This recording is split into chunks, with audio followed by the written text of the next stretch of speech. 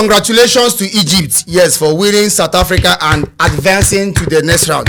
Now, Mr. Flo, let's talk about the errors of South Africa first because we see them as our own. Let's talk about the errors of South Africa. Player to player, who was not informed in the Bafana team? 10 of them. 10 of them? Minus Mudau. Yes, now. Okay, so what errors did you see from the 10 other players? When I saw the lineup, how can a coach start midfielders and defensive midfielders, 3 of them at the same time in a match against Egypt? What was the plan? As in you just practically said you don't want to score, you don't want to win, you just want to defend for the whole 90 minutes. Yeah. Eventually, now backfired against you. I have been saying it, Hugo Bruce. You don't know how to do plan B. When you see big teams, you just go into your shell. Yeah. It was more like South Africa started that game with the intention of playing a draw. Defending, yes. While we were watching that game, another miracle, you were telling me that they are not coming out. Finally, I mean this. No. You were telling me that they were not coming out. They kept on playing their passes only between Mudau, Ngezana, and the other defender. They were the 3 people that came to the game. They had more touches. And that's the honest truth. Was that a good plan? This defense, these 3 people you mentioned were the 3 people that came to this game, and Williams. The others. Williams, I disagree with absolute Williams. What did trash. Williams played what he was supposed to play. He's a goalkeeper. No error came from his side. There was no error on his end. There was no error. The first half, the second half, Egypt defended all through the second half. Williams had no business in this game. Egypt played for over. Okay, if you should like divide the minutes we had in this match, Egypt played for like South Africa played for like 70 minutes total. Yeah, even 75 minutes total. Are you done? Yeah, I am coming. Are you done? Now, Williams, hold on. Is you cannot remove Williams from the picture. He made the necessary saves possible. He played his part well. He did what he was supposed to do. What did my attackers do in this game? What did my midfielders do in this game? Look. Are you blaming them? I blame Hugo Bruce. Thank you. End of discussion. What were you doing with defensive midfielders? It was intentional. What the high five? I'm not. We are not friends. Yeah, allow me to pour out my anger on this table. Hugo Bruce, you messed this game up for me. After bringing the defensive midfielders, you saw that it was not working well. Okay, when you took out Apolis, what was your plan? You removed Apolis and brought in Mofokeng. For what reason exactly? I've been saying it. Okay. How to coach. Foster later picked up. Later on, he was now dishing sweet passes to score. Yeah. I did not see Magoba anywhere because when Egypt took the red card, they went defensive, which is what was expected. And it worked for we them. needed more attackers. Imagine bringing Mbule in the second half to do what exactly? It was late. The first half was already ruined. Already ruined. It was expected that Egypt was going to go defense. Bring in all your attackers. Full the pitch. Leave only Mbokazi, Ngezana, and Mudau. Yeah. Hugo Bruce started this game with the likes of Mokoena in the midfield, Mbata and Sitole. 4 defensive midfielders, defensive-minded midfielders, and he left the likes of Mbule on the bench. I don't know what the plan was, because you cannot be playing against a team like Egypt and showing them that you are going back. He just showed them that okay, we are afraid of you people. Yes, we are scared. We don't want to concede. Let us go and defend. For what reason? Okay, look at this game now. Let's use that first half as an example, because we had 11-11 complete in first half. When this whole saga started, I noticed we did not even cross that middle of the whole field.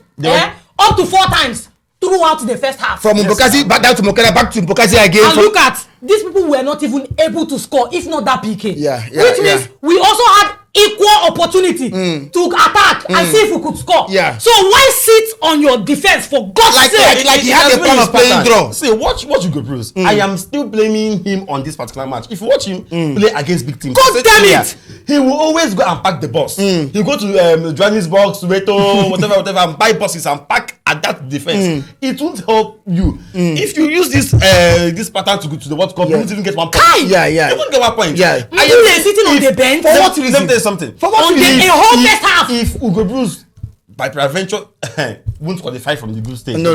He's leaving. Let's talk about the penalties. You mentioned. God! Calm down.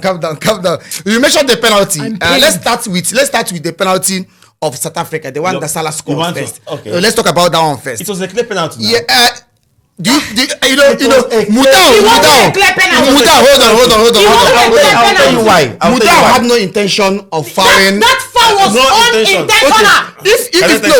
You know what I'm talking about intention. If we agree that this was unintentional and they fouled him and gave him a PK, the same guy that was falling was also unintentional in the middle of the box. Why wasn't he fouled? See, in football, there are no excuses. There are laws governing football. Wonderful. And you have to abide with them. A ball was launched into the 18-yard box of the South Africans. And Mudau foolishly and sheepishly swiped his hand. He was with the ball, oh. They were chasing after No. Mudau was in front. No.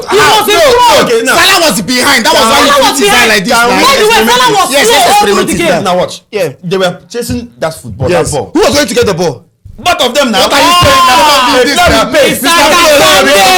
Mr. Flo, oh my God! Forget about the rivalry now. Oh my God! Be sincere. I like sincere. watching good football. It's not about me being a Nigerian or something. I like watching good football. So they were equal.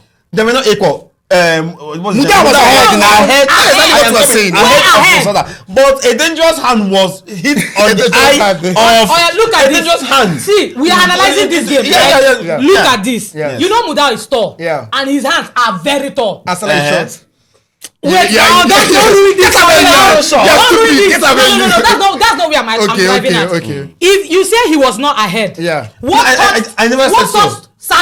Salah's face was the tip of his finger. Not the tip. Which means Mudau was already way ahead. He just swung. It can happen anyhow with anybody. It was unintentional. Let me ask you something. Mudau has been a senior player for how many years? With experience. Yeah. A man like him should have known that if he should swing his hand in his own 18-yard box, it will lead to a penalty. Unnecessarily. Yeah. By the way, he was in front. He wasn't looking at Salah. Yeah. If he knew Salah was not closer, he would have just. He wanted to protect his ball. That was why I said. He's a defender, for God's sake. That was why I said in football there are no excuses. Yeah. You have to know.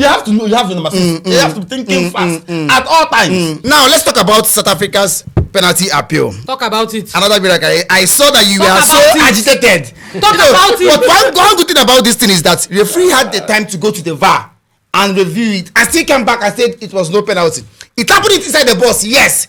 It was a handball, yes, but was it a natural handball? In this case, I miss Abongile Tom. Wait, I miss I was about going there. If he was the man, he wouldn't. Both the first and the second penalty, he wouldn't even go to the VAR. He will speak to the referee. The VAR referees. No, the second penalty now. Will Abongile Tom give that as a penalty? He won't. Okay. Thank you for being honest. He wouldn't even go to the VAR. Let's talk about the second one now. Another miracle. Was that a penalty? The fact that this referee awarded Egypt that PK compensation, he owes me a penalty.